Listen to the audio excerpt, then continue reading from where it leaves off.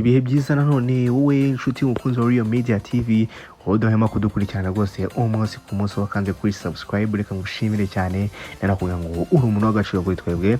Hanyuma reka nawe nkubwire ni ikaze cyane wageze bwa mbere kanda kuri subscribe winjire mu muryango mugari wa Real Media TV. Tuba tuganira ku makuru y'imikino of course ari kugenda zamuka mu makipe mugiye mukunda cyane cyane ara ku mugabane w'i Burayi nk'ibisanzwe.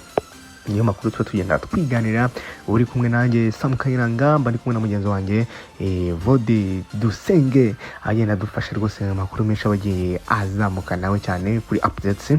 Hanyuma reka uyu munsi mbatambagize mu ikipe ya Manchester City, ni ikipe navuga ngo nyuma yaho witwa Pep Guardiola abashe kuba yivamo, ikindi kandi ikajoiningwa n'uwitwa Enzo ejo bundi rwose ku cyumweru yaje kuba itsindwa n'ikipe ya Arsenal, yandagajwe rwose ibitego 3 byose ku busa ku gikombe cya Community Shield, igikombe gitangiza umwaka w'imikino mu gihugu cy'Ubwongereza. Ahubwo ni ibintu bitameze neza cyane mu ikipe ya Manchester City, ari nayo mpamvu nayo rwose itaratuza igishakisha uburyo yakinjizamo abakinnyi bagiye batandukanye. Ubwo reka mite mpuriza kuri case rwose yo mu mediateur ara mu ikipe ya Manchester City, aho bigiye bikomeye cyane, inkuru ziri kugenda zizamuka cyane. Rifashe ikinyamakuru Sky Sports, umunyamakuru witwa Kaver Sorkol ndetse na Real Thomas bagiye batangaza rwose byinshi cyane kuri Manchester City. Ikipe ya Manchester City nabwo ngo mu rwego rwo kubaka mu kibuga hagati yahereye kuwitwa Enzo Fernandez, uyu mediateur rwose w'ikipe ya Chelsea. Murabyibuka ko mu cyumweru gishize ku munsi wa gatanu ikipe ya Chelsea yari yatanze ntarengwa ivuga ko ku isaha saa 11 ikipe ya Man City mu gihe cyose yaba itaratanga bid araba ari deadline rwose ku ikipe ya Chelsea nabiganira bizigira ijyamo na Man City kuri transfer y'uno musore Enzo Fernandez. Ariko iyo nyirananengwa n'ubundi ikipe ya Man City nigeze igira icyo iyikoraho, kuko ntabwo yigeze yohereza bid mu ikipe ya Chelsea by'uri uvuga ngo turatanga amafaranga ya naya.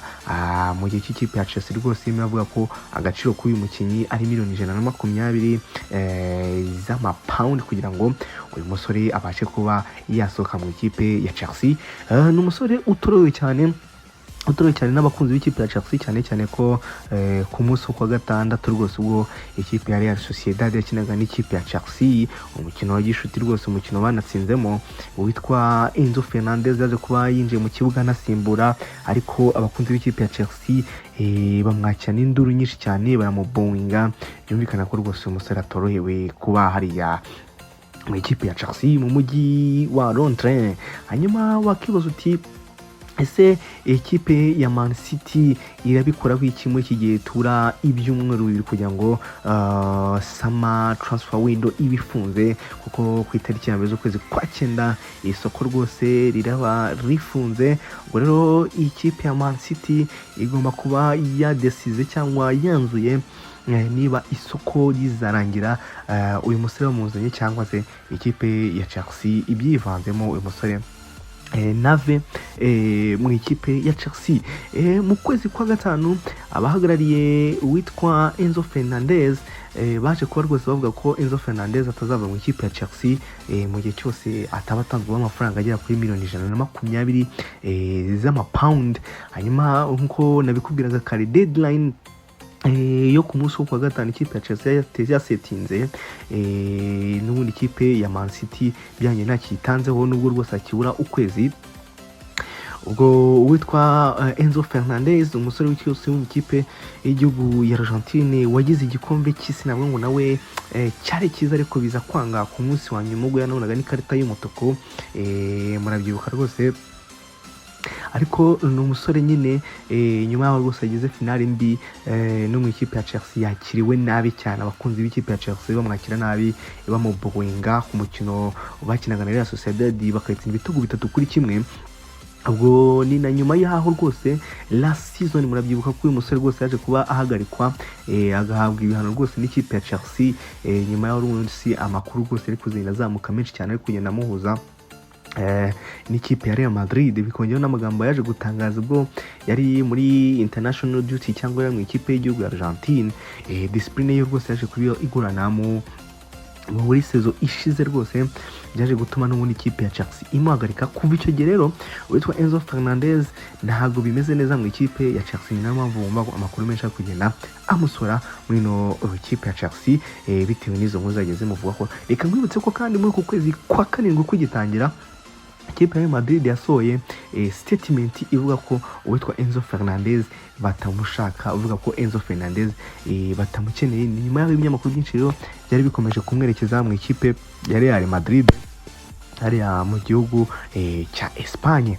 Enzo Fernandez nujya kuri rankings cyangwa ku mibare yiwe ndagira ngo tuyiganireho. Ni umugabo rwose umwaka ushize w'imikino yatsinze ibitego 10, abo wa gatatu mu mediateur watsinze ibitego byinshi. Hanyuma ibitego yari yitezwe gutsinda ni ibitego 11 n'ibice 29, abo wa mbere mu mediateur, shot on target 31, uwa gatatu mu mediateur wose muri Premier League. Hanyuma chance created cyangwa amahirwe yagiye agerageza kurema amahirwe 38, n'ubundi mu mediateur wa gatatu muri Premier League yose.